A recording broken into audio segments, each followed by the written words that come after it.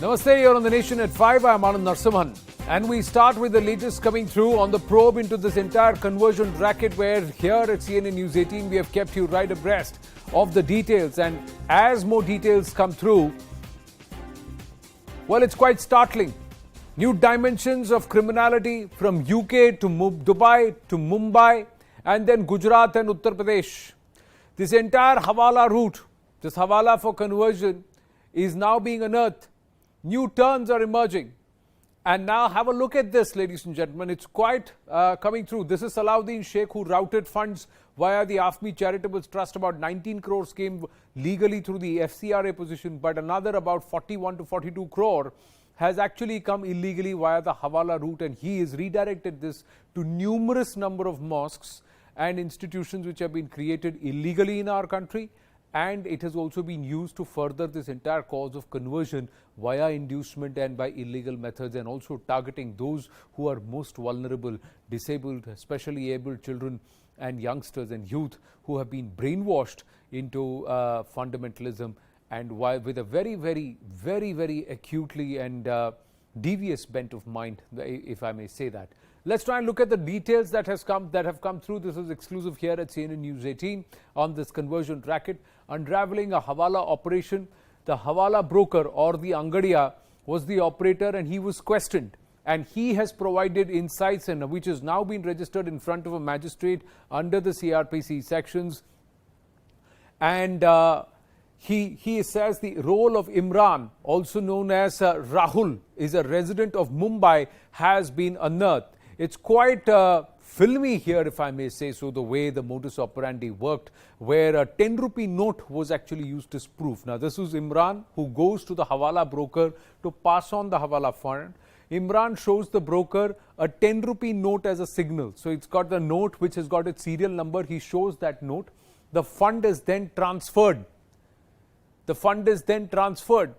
This money then is routed. So this is the entire chain. So Abdullah in the United Kingdom to Mustafa Sheikh in Dubai, and Mustafa Sheikh routes that money to Mumbai. From Dubai to Mumbai, this is Imran, also known as Rahul, and from Rahul this reaches Salahuddin, and from Salahuddin it reaches Umar Gautam. Umar Gautam was the first, so it's a reverse pyramid, and also many more layers which are now being fit into this. Now, we're also given to understand, and these are details coming through, that the total amount transferred is about 60 crore rupees to Salahuddin Sheikh in the last 5 years.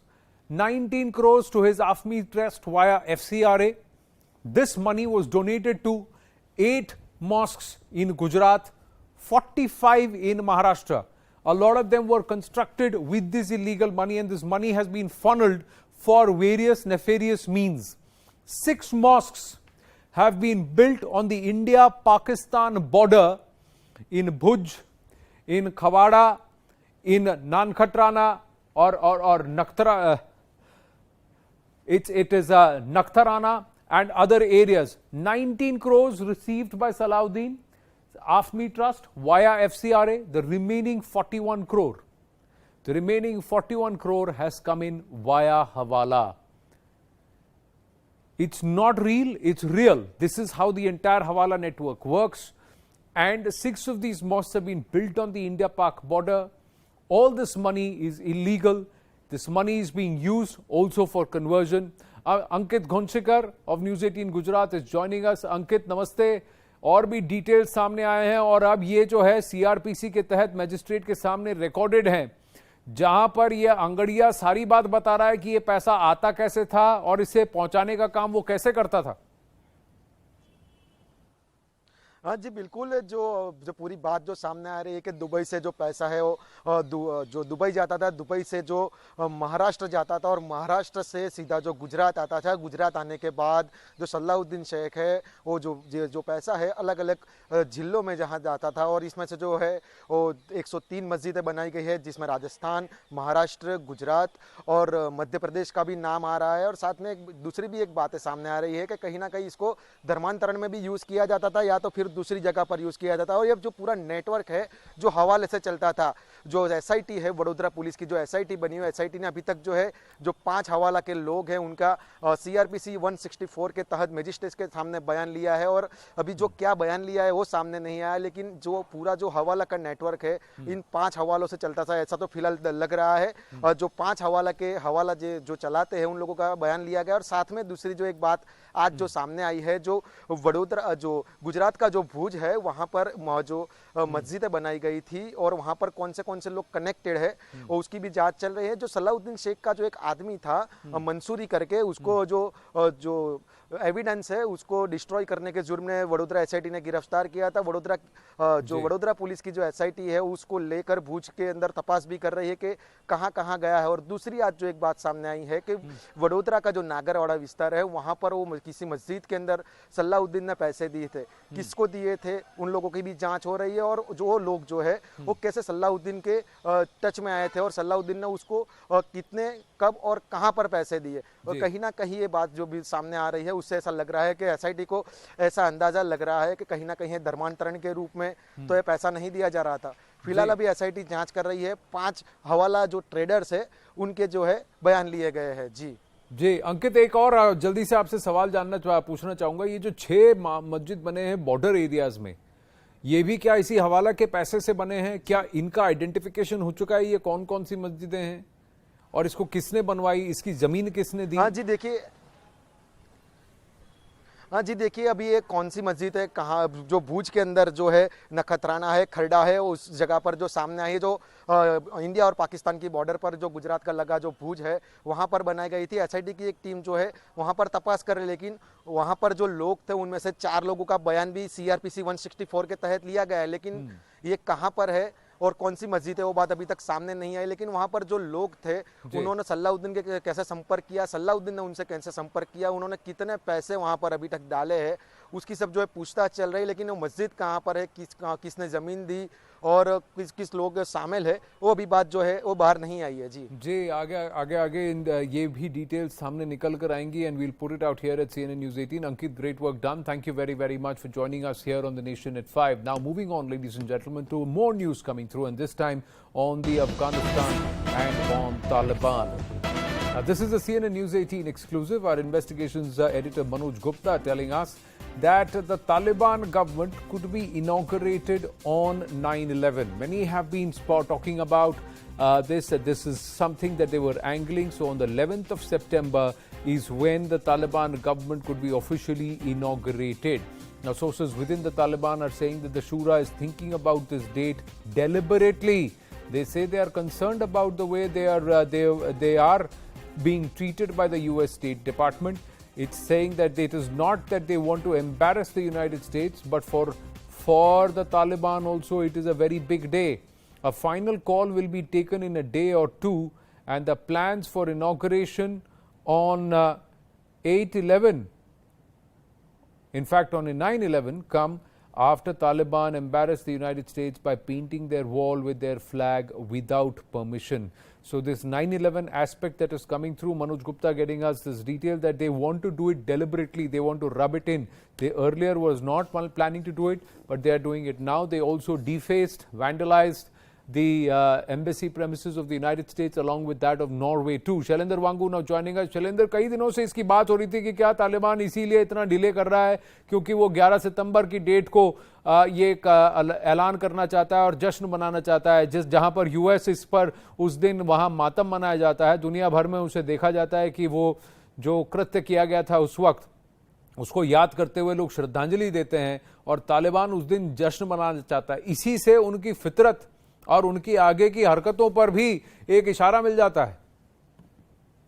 देखिए आनंद, हालांकि अब से कुछ दिन पहले ही एक interim government का announcement कर दिया गया था। जो मंत्री अनाउंस किए गए थे, जो नई सरकार में 33 मंत्रियों की घोषणा हुई थी और सबने देखा कि वहां पर जो मंत्री बनाए गए उनका और आतंकवाद का कितना गहरा नाता है, जिसमें हक्कानी नेटवर्क भी शामिल है। लेकिन अब जो नई सरकार ऑफिशियली कब बनती है इसको लेकर हालांकि वो भी क्लैरिटी नहीं है। लेकिन आपको ये भी बता दें आनंद कि एक प्रोपेगेंडा ट्विटर हैंडल भी है तालिबान का जिसके चलते वो लगातार इस तरह के ट्वीट्स कर रहे हैं कि जिसमें एक ट्वीट ये भी जिक्र था इस बात का कि 9/11 पर इसका इनॉग्रेशन किया जाएगा, प्रॉपर सरकार बनाई जाएगी। हालांकि ये सिर्फ प्रोपेगेंडा ट्विटर हैंडल है, इसको कोई ऑथेंटिकेट नहीं कर रहा है, ना ही इसमें जो स्पोक्सपर्सन है तालिबान के मल्टीपल करीब 5 स्पोक्सपर्सन हैं वो इस पे कोई कमेंट फिलहाल नहीं कर रहे हैं। लेकिन फिलहाल इस पे अभी माना जा रहा है कि जो उनके लीडर्स हैं, जो तालिबानी लीडर्स हैं, वो इस पे अभी सोच विचार कर रहे हैं, बातचीत कर रहे हैं, विचार विमर्श कर रहे हैं। तो इसके बाद ही ये फाइनल हो पाएगा। हालांकि ये भी मुमकिन हो सकता है कि अमेरिका के वहां से निकलने के बाद जिस तरह से वो अपने आप को बताते हैं कि वो आजाद देश बन चुका है, उनकी लड़ाई खत्म हो चुकी है, जो असल में नहीं हुआ है, और आतंक की एक नई शुरुआत वहां पर हो रही है। तो ऐसे में 9/11 पे इस तरह का इनॉग्रेशन करके वो कहीं ना कहीं एक मैसेज भी देना चाहते होंगे दुनिया भर में कि जो उन्होंने किया, जो अलकायदा ने किया था 9/11 2001 में, वो उसी की याद में इस नई सरकार को लाके अपनी एक नई जीत के तौर पर ये मतलब भी तो ये हुआ कि अलकायदा और तालिबान एक ही है। यानी तालिबान अलकायदा जिसके बारे में यूएस ने कहा कि हमने अलकायदा को खत्म कर दिया, अलकायदा कहीं खत्म नहीं हुआ। दूसरी बात, जिस वाक़े के बाद दुनिया ने एक कदम उठाया, एक मुहिम छेड़ी, यूएन तक के में ये बात हो गई कि दहशत के खिलाफ एक जंग होगी, उसी दिन यहां पर ये यूएन प्रोस्क्राइब टेररिस्ट जो दहशतगर्द हैं उसी दिन अपनी सरकार बनाने की बात कर रहे हैं। देखिए, इसमें कोई दो राय नहीं है। अलकायदा और तालिबान के बहुत करीबी संबंध पहले भी रहे हैं, और जिस वक्त अफगान वॉर शुरू हुआ था उस वक्त ये साफ कहा गया था कि तालिबान जो है वो शेल्टर कर रहा है अलकायदा के लीडर्स को, ओसामा बिन लादेन को। यहाँ तक शुरुआत में ये भी कहा जा रहा था कि अमेरिका ने तालिबान से कहा है कि अगर आप हैंड ओवर करेंगे तो हम इन्वेड नहीं करेंगे अफगानिस्तान को, लेकिन ऐसा हुआ नहीं, और अल्टीमेटली तालिबान को वहां से भागना पड़ा, छुपना पड़ा 20 सालों तक। लेकिन अब जो वापस तालिबान आया है, ऐसे में अलकायदा की वापसी, ये खुद पेंटागन जो डिफेंस डिपार्टमेंट है अमेरिका का, वो भी ये बात मानता है कि इस बात से इनकार नहीं किया जा सकता कि अलकायदा की फिर एक बार वापसी हो और ऐसे अटैक्स को फिर एक बार प्लान किया जा सके। जी, तो तालिबान अलकायदा भाई भाई, तालिबान चीनी भाई भाई, ये what is this kind of groupism that is going on is something which the world should take cognizance of and should be alarmed, and especially in the BRICS meet that's just about to get underway in about 20 minutes from now. We'll see if the Prime Minister picks it up. He is India's, of course, chair of the BRICS meet today. Now, amid the turmoil in Afghanistan, India is all set to chair the BRICS summit starting in a short while from now. Like I said, in just about 20 minutes, Prime Minister Narendra Modi will be chairing the meet. He is scheduled to make his inaugural address at 5:30 p.m. while nations will discuss terrorism and sustainable development goals. The crisis in Afghanistan will remain top of the agenda. This as Afghanistan's situation is impacting 3 of the 5 nations directly, of which China and Russia have been supportive of the Taliban so far. Maha Siddiqui now with us. Maha, it will be interesting to see what the Prime Minister touches upon in his opening address, especially on a day when the Chinese have confirmed giving aid of up to $31 million along with food and vaccine supplies. So basically, the Prime Minister is going to highlight the priorities of the BRICS grouping.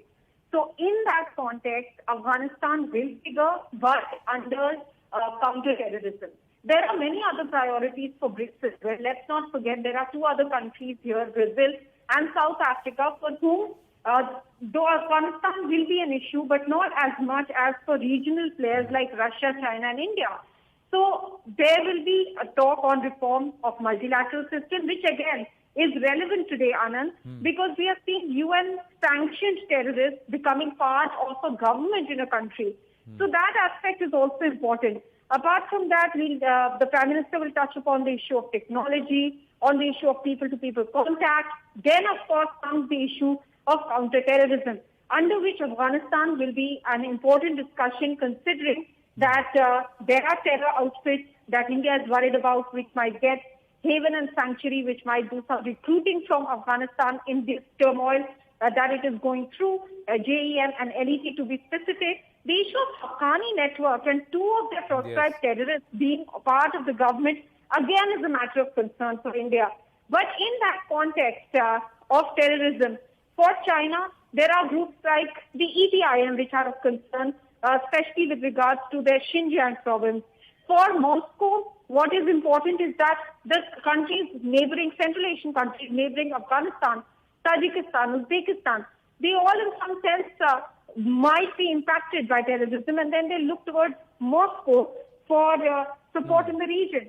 So for these three countries, Afghanistan is relevant, but there are many other issues that the BRICS nations need to discuss, which the Prime Minister will be highlighting. Well, everybody will be listening closely to every word of what is said, because soon after Prime Minister Narendra Modi speaks, it will be the turn of China to speak, and we'll have to see what Chinese position is and what they have to say. Maha, thank you for your inputs. Ambassador Ashok Sajjanhar is with us. Ambassador Ashok Sajjanhar, now with the given developments, good evening to you. Given the updates and the developments that we have seen, 9/11 is when they want to inaugurate their government, and they say it is also special to us. Taliban sources are saying so. Taliban, Al-Qaeda, bhai bhai.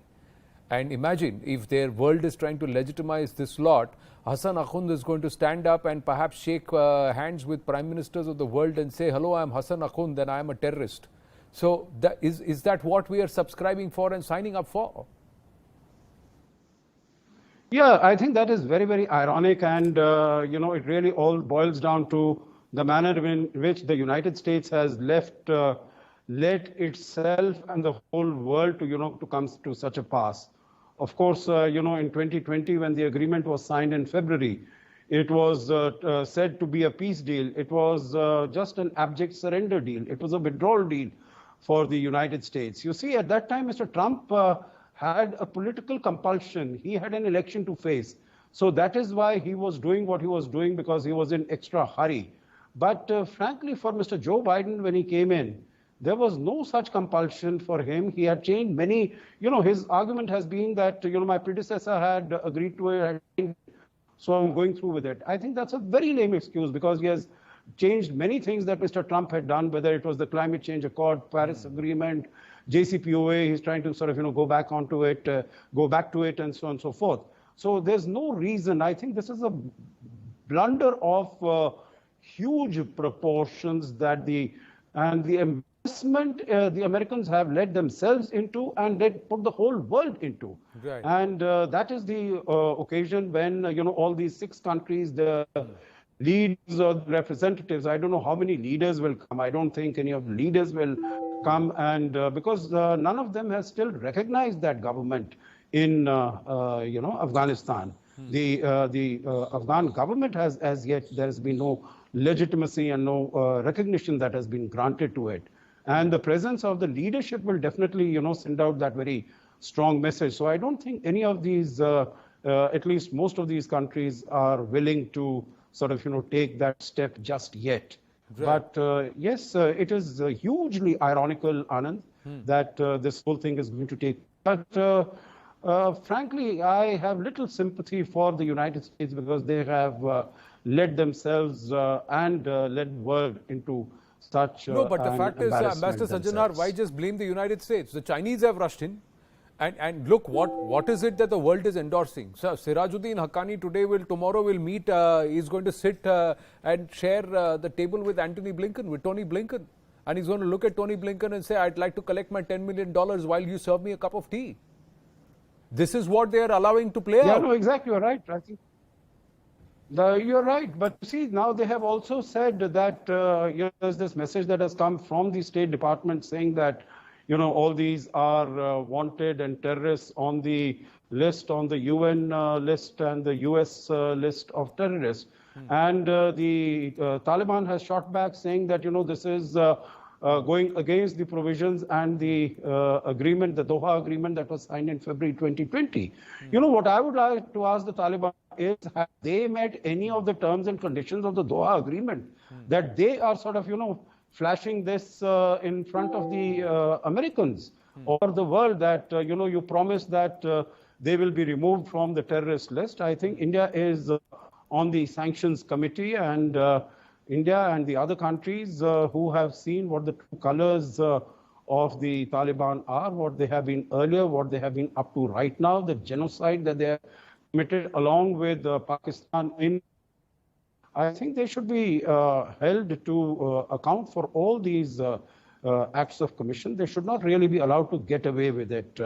China, Russia, they might be doing it for their own limited intent, but I think this is going to really be a blowback against them also. Right, Because but- the Taliban will not be in a position to control these groups, Anand, whether it is ETIM or ISIS.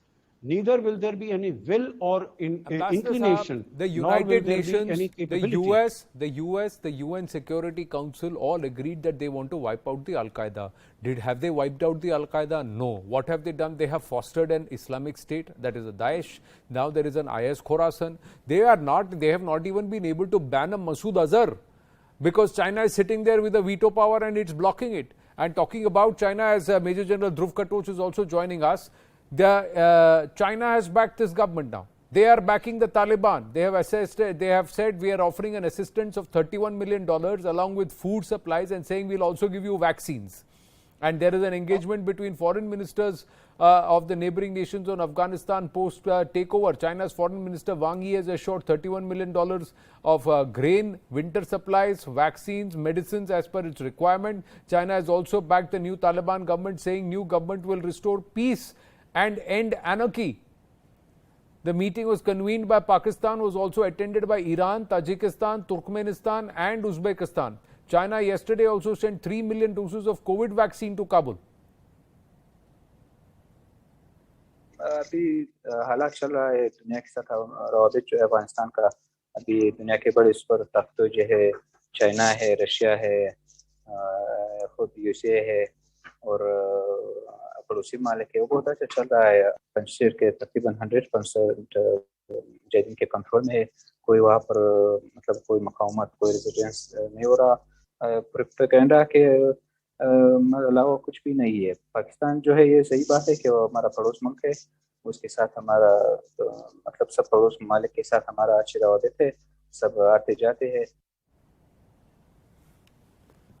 हवाई जहाज नहीं उड़ सकते वहां कौन आ रहा है कौन जा रहा है sir it is what is going on Major General Dhruv Katoch there is al-Qaeda Taliban भाई भाई नाउ तालिबान चीनी भाई भाई what is going on Anand, they are heading for chaos regardless of what the Chinese do.